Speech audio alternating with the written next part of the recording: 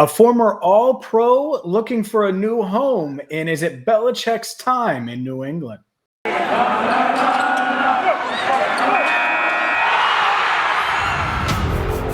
You are Locked On NFL, your daily NFL podcast.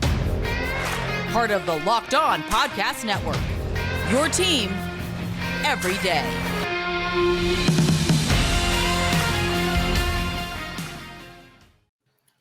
What up, and welcome into another edition of Locked On NFL. He is Tony Wiggins. I'm James Rapien, and happy Wednesday to you. Quick reminder to make us your first listen each and every day because we're going to bring you the latest NFL news. You can subscribe on YouTube or check us out wherever you get your podcast and hit that follow button. And a reminder, we're free. There's no subscription here. That's right. It is free to listen to the Locked On Podcast Network, including Locked On NFL. What's up, Bubba?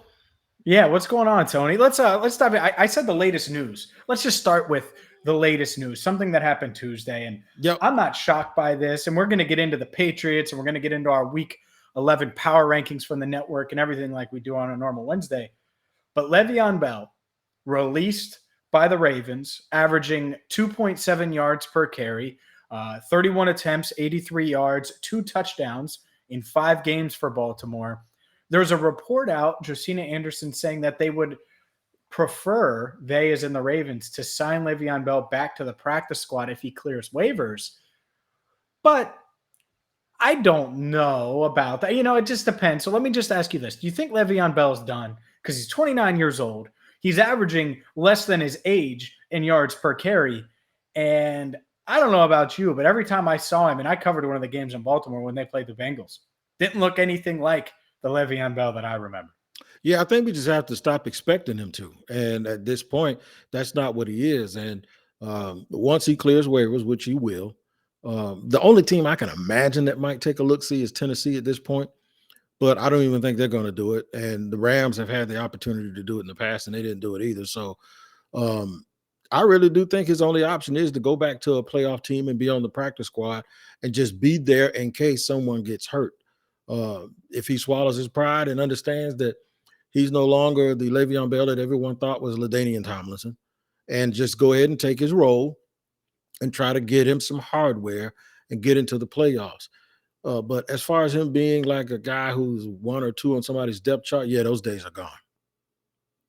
Yeah, it feels like it. And the number 17, by the way, wasn't working for him. I don't know why he went with 7. It didn't look weird.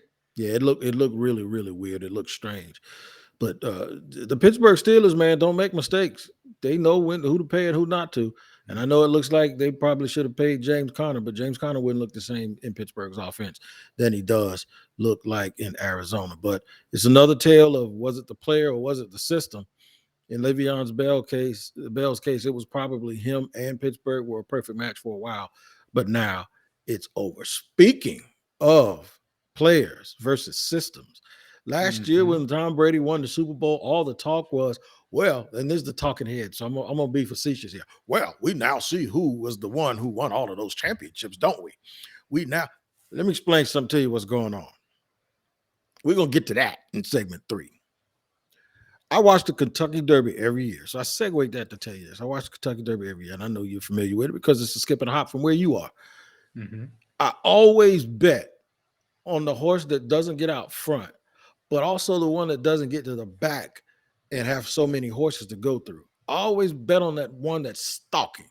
He's sitting in 7th or 8th place, and he can make that move. Watch out this year. There's going to be a team, and you know who I'm already headed towards, that is starting to bend that edge on that last turn. And they're coming around. They haven't even gotten to the quarter pole yet, but they're coming around that corner. And they were that team that was 20-1. Good enough to not be favored last, but not good enough to be up front.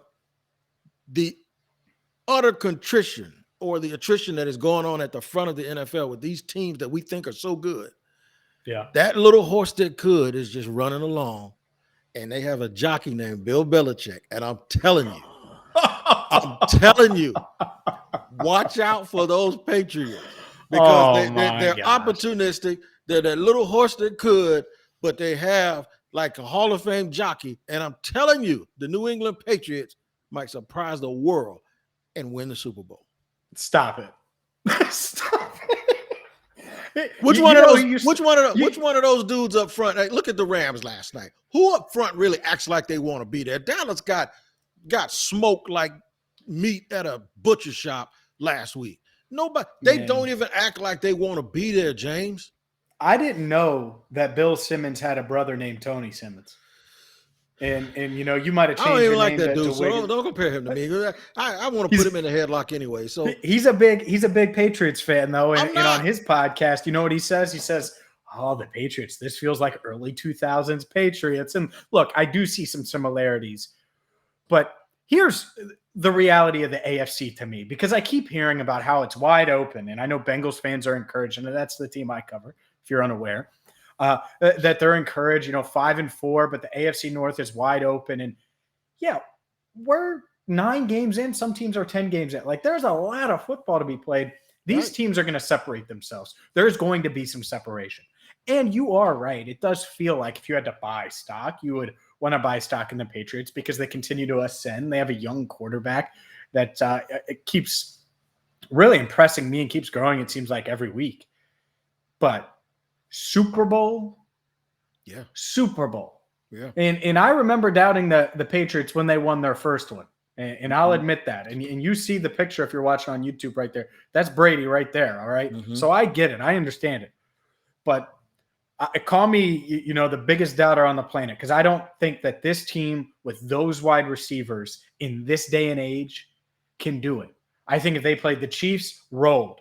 Bills in the playoffs, rolled. I do. And maybe I'm dead wrong here, but there are some Patriots fans, by the way, that think they'll win the AFC East. I just don't buy it. I just can't. It's hard to, because, they do stuff that isn't sexy. And the difference between football and basketball is this. Uh-oh. I know, I'm always going to do this. The difference is, okay, if you have a great scorer, I need a great scorer too, right? Mm-hmm. But in football, if you have great offensive weapons, I don't need great offensive weapons to counteract you. You know what I need? I need a great defense to stop your weapons. Guys, the same guys don't play both ends. So it's sometimes an apples that we've seen teams that have literally gone head to head with Kansas City this year and punched them in the mouth. We've seen teams like Buffalo that are supposed to just run through a team like Jacksonville get stymied. Just last night, the Rams and all of their great weapons and great pass rushers. No, 49ers say, no, we're gonna bulldoze you. We're gonna run through you all game, and then we're gonna be able to rush the passer, and we're gonna be able to hit these wide receivers and knock them off their square. Football is the only game where your weapons don't have to be countered. They don't have to be countered by the team having weapons in the same place. They just have to be countered by teams. You can have a contrasting style. Greatest show on turf. I recall it. Those dudes only scored 17 points. Belichick found a way to make them pay for. They had to pay for real estate. Contained Marshall Faulk. I get all that. You got it. I mean, there's a way that can be done. It can be done, but that is such an exception to it. Like, if I'm building a team, I get it. You want to be the more physical team. That, it goes without saying each and every week. But to me, it's one thing to make a run. It's another thing to make a run all the way to the Super Bowl and then have enough to win it. And I just think that there will be a team that can punch them in the mouth. And, a lot of people are making fun of OBJ to the Rams. Man, he's going to be fine. And, I might buy it. By the way, I might buy this Patriots thing if he had picked New England. Because if you show me OBJ there, then, okay, well, if they get into a shootout, well, now Tyrann Mathieu and the rest of that Kansas City Chiefs secondary, they have someone to worry about outside of Hunter Henry in the red zone, right? Because I just don't buy those receivers to that level. I don't buy the running back. I think they have good running backs, not great, which is fine. You can get by with that.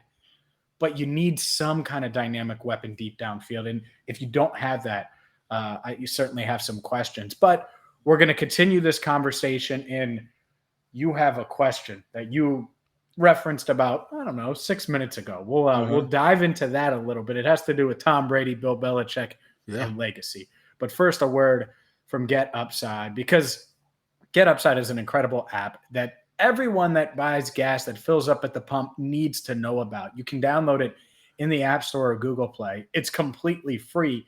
And you're making up to 25 cents for every gallon of gas every time you fill up. My listeners are doing it. You can too right now by downloading it. It's Getupside, the Getupside app.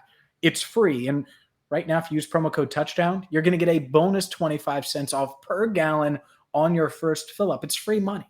You could take that money. Maybe you do want to bet on the Patriots to win the Super Bowl at BetOnline.ag. You could do that. You could just put it in your pocket for the holidays and continue to save. Or maybe you want an e-gift card for Amazon. You can do that as well with Getupside. So save money every time you fill up with the Getupside app. It's free. And make sure you use promo code touchdown. And we're rolling along here on a Wednesday edition of Locked On NFL with James Rapien and Tony Wiggins. We appreciate you for making us your first listen here on Locked On NFL. That last segment we talked about, let's do a hypothetical. And the hypothetical and the fun is, especially with this Tom Brady documentary that's coming out now. And that's why I mentioned earlier all of the talk last year about I hate top fives and I hate one gotta go and I hate who is more responsible. And because personally, here's what I think. I think when you're a dynasty because you have multiple people that are great, that are responsible. I think if you win one or two, that might be one person. I think when you win I think? 6 or 7, that's everybody's great. You're giving a mature answer when you're supposed to take a side, Tony. No, I'm just kidding. All right. No, you're right. So here's the thing. If Belichick does win it this year, do we have that same if he wins it with a Brady clone in Mac Jones? Do we now have that conversation that we had last year when all of those bozos said, oh, well, it was Tom Brady that won all those championships. It wasn't Bill Belichick. Do we now revisit that conversation and change that narrative? Or do we go, well, wait a minute. Brady went to a team full of a whole bunch of guys and got some more guys to come with him. He pulled a LeBron, basically. And do we now have a conversation that, well, maybe it was Belichick? Do we apologize to Bill? Or do we now admit what I say is it was both of them? Well, that would be the logical explanation, right? But people weren't logical last year, was it? And they won't be. No, you're right. They won't be. It would be, oh, well, Bill Belichick won with a rookie quarterback. It's not going to happen, by the way. Man, you're going to get Patriots fans mad at me. They're not winning the damn Super Bowl. But if it does happen in this hypothetical world that Wiggins lives in, I think there would be a lot of people that would say, no dynamic outside threat. The defense is good, not great. Rookie quarterback, not young quarterback, rookie quarterback. Offensive line is fine, but it's not like they're the best line in the league. Running backs are good, but not great. And they found a way to win? Yeah, I think that Belichick would get a ton of credit. But the answer would be both. Because even though you kind of downplayed it, you said he pulled a LeBron. The reason Brady is, so attractive to play with is because of his ability to win and lead and everything like that. And I think LeBron, as good of a leader as he's been, we've seen him be a bad leader at times. His first year with the Lakers was ridiculous. I've never seen Tom Brady be a bad leader. Now, he might have known deep down, like, we're not going to win the Super Bowl this year. I need some kind of outside weapon. But here's the other thing. You calling Mac Jones a Tom Brady clone, I don't know what we're doing right now. Tom Brady clone. If they win it, that's what people are going to say because he's not athletic. And the reason why I say this about Mac Jones is because every time somebody on TV talks about Mac Jones, they talk about him in this so apologetic way that, he's really getting every single thing out of everything that he is. And I'm like, wait a minute. I'm from Jacksonville, where he's from. He was a 4-star recruit who played. What was the gentleman we had on that trained him? Denny Thompson, the quarterback. Yeah, Denny Thompson came on with us before the draft, right? And was like, Mac Jones is legit. So he's legit, but he did say he probably wouldn't take him that high because of upside. Because in the NFL, you have to have all of these other things around the quarterback, and we're learning that in Jacksonville, and you learned that last year in Cincinnati. So the thing is a 4-star quarterback who played for the best high school coach in the history of the state of Florida, which might qualify him to be the best high school football coach in the country, in Corky Rogers. Same guy that coached Leroy Butler, same guy that coached Edgar Bennett, and a lot of other guys that made it to the NFL. So then he goes and he plays for Bill Belichick. Doesn't transfer in the presence of Bryce Young. Starts and leads him to a national championship. I mean, at some point, are we going to stop making these little narratives about this kid that he's just some little old dude that's just some little engine that could, and I'm using that reference again, that's just surviving when you play for maybe the best high school football coach in the history of the country, the best college football coach in the history of the country, and now the best NFL coach in the history of the NFL. At some point, we got to say somebody sees something in him that ain't something that you got to apologize for and burp him about, that he's just like, his skill is doing all of the stuff you're supposed to do to win, no matter how fast he runs. Who does that sound like? Yeah, I totally get it. I understand. And so here's who to me, I think him and Joe Burrow are cut from the same cloth. I see a lot of similarities. It feels the same way. I think, a little more athletic. Well, Burrow's more athletic, sure. But I mean, like, mentality wise, like why have they had so much success, right? And in the little engine that could, and in doubters, and it's not like they're throwing the ball 700 yards, and they don't have the Justin Herbert, Patrick Mahomes athleticism or arm, but they're going to be there, right? And they're going to make plays, and they're extremely competitive. They have all those intangibles. And sometimes I think we forget that, one, intangibles matter. Two, when we have guys where that stands out, we forget what makes them special or why they're there. Like Joe Burrow pre-snap is amazing, and he's extremely accurate. Mac Jones put that ball on Kendrick Bourne in between two Browns defenders on Sunday. That is a throw that not many quarterbacks are bold enough to make. And when they do, most of the time it's inaccurate. Well, it was spot on. So I agree with you. I think there is this little engine that could almost mentality, but he's really, really good. And he's the best rookie quarterback for a reason up to this point. Part of it is his landing spot. Absolutely. And he's got Josh McDaniels, and he's got really, really good coaching around him. It's kind of what you're supposed to do, though, isn't it? When you draft people.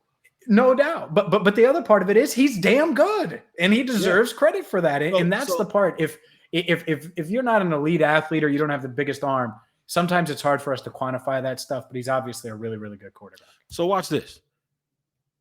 Instead of using Brady as an example, because it's obvious just for fun that we're going to do that because of the teams that we're comparing.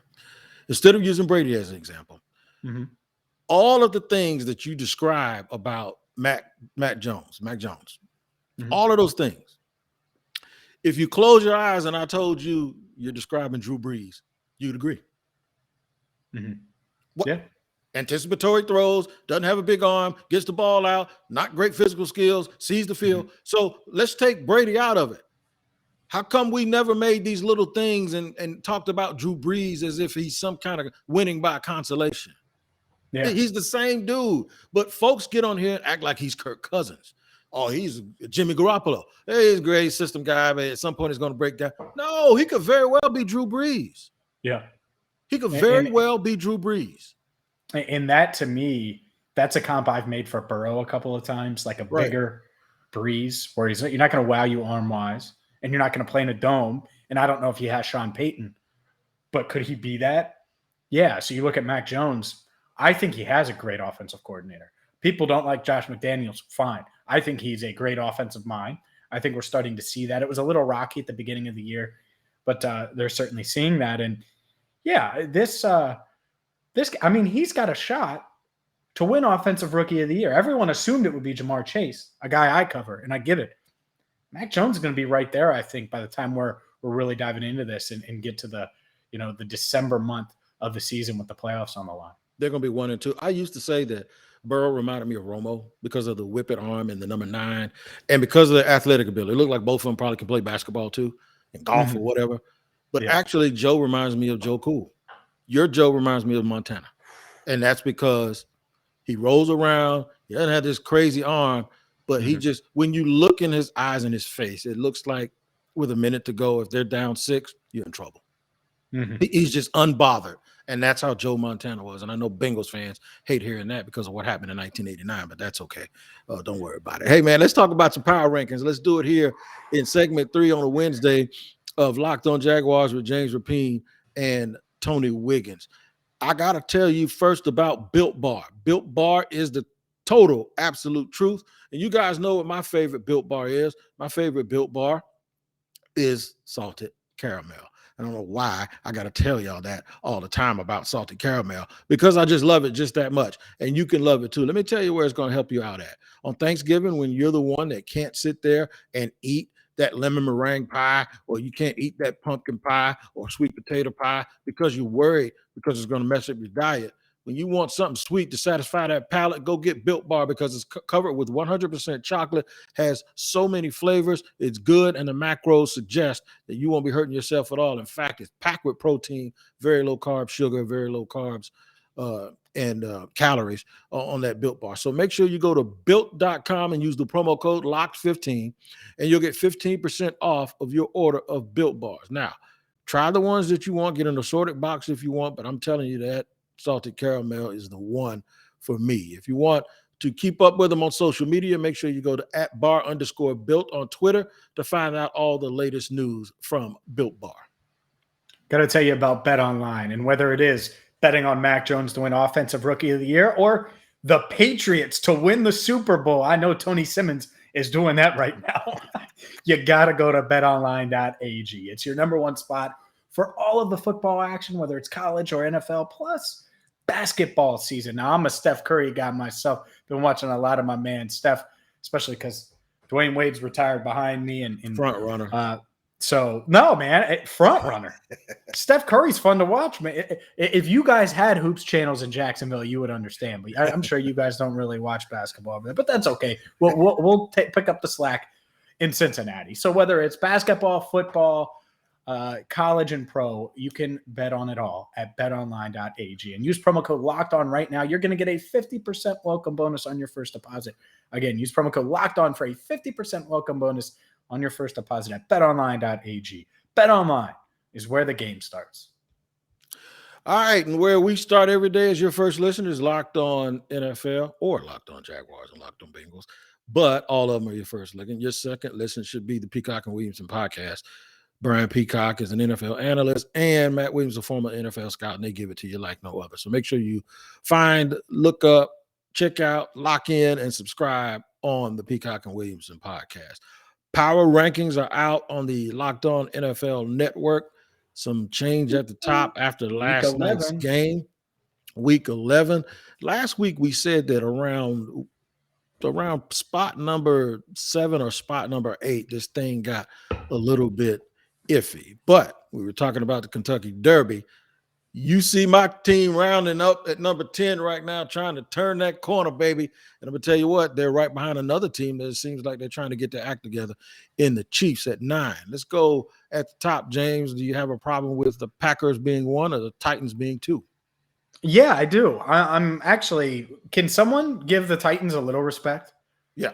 Just a little bit. They're 4-1 against winning teams, and they don't have a quarterback that's a bad leader that played bad in the first half of the year, or first half of Sunday's game. I'm sorry, Russell Wilson in Seattle stunk it up, but that wasn't a good win for the Packers. It was an ugly win, and yeah, they're 8-2, but the Titans should be ahead of them right now because they've overcome the Derrick Henry injury. They continue to win games, and I'm buying some Titans stock. So give me the Titans at 1.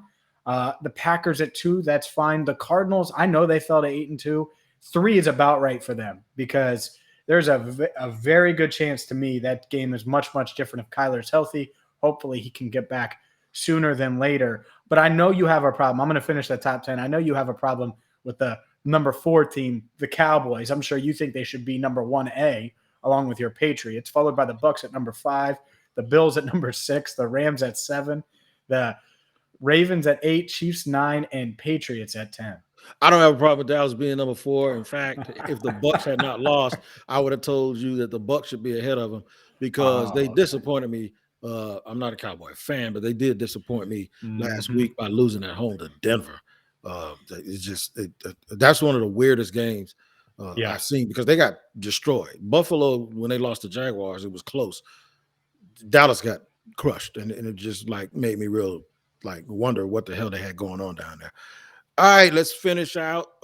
We get to number 11, and now you got teams like the Chargers, the LA Chargers at 5-4, the Saints are at 5-4, and you wonder what the Saints would be if they had Jameis Winston. The Steelers, without Ben Roethlisberger, I guess everyone felt like he was done, but yeah, they're really, really done without him because they had a tie with the Lions the other day. The Browns were another disappointment. I thought they were a little bit of an uptick after Odell left. They aren't. Nope. The Bengals. No quarterback in Cleveland. Go ahead. Right. The Bengals were off. We'll see if an off week helped them. Go ahead and run through the second half of the the Raiders come in at 16th, and we'll see there 15 versus 16. The Bengals and Raiders play each other on Sunday. The Colts, watch them. Hey, the Colts hanging around now, 5-5. They're 17th, followed by the Vikings at 18. The 49ers coming off of a huge win, moving up from 23 to 19, and the Panthers from 22 to 20, following their win. They're 5-5 on the season.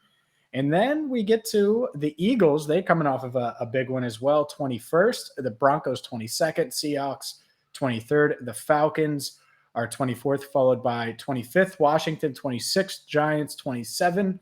The Chicago Bears. And then Miami and Jacksonville, 28, 29. And then rounding out the power rankings, the Jets, 30th.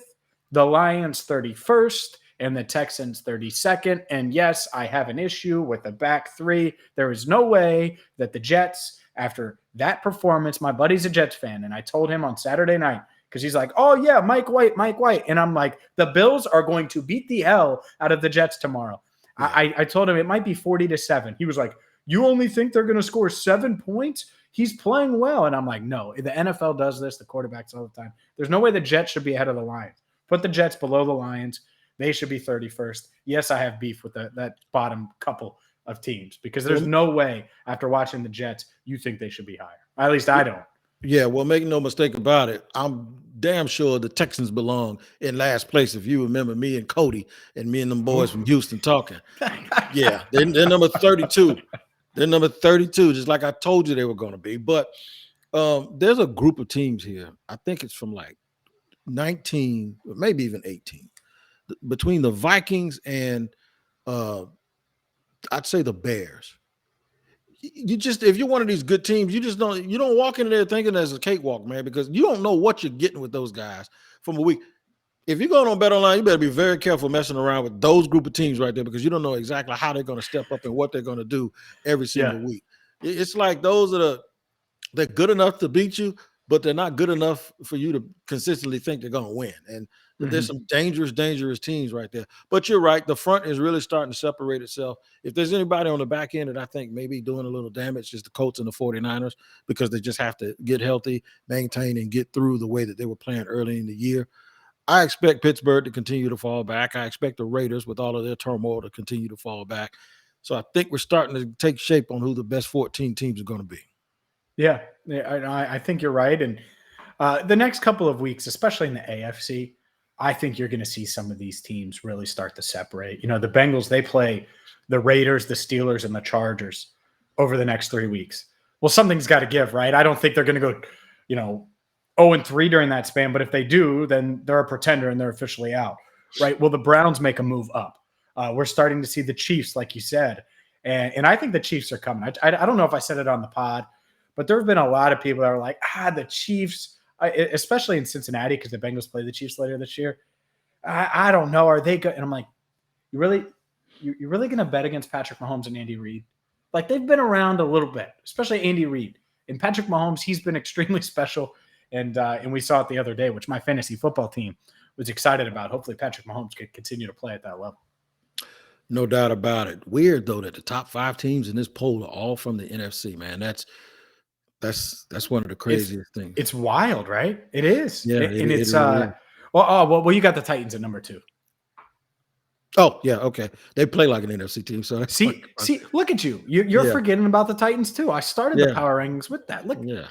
Well, the team I cover, we don't really care about them that much. That's why, my fans will probably be like, good, I'm glad he acted like he didn't know they were there. But we thank you again for joining us on Locked On NFL, man. Make sure you tune in to Locked On NFL, like and subscribe on YouTube. For James Rapien, for Tony Wiggins, make sure you tune in tomorrow now on Locked On NFL, where the boys were passing the baton and the boys will be taking it and running with it. Until then, you guys keep taking care of each other. We'll see you next week.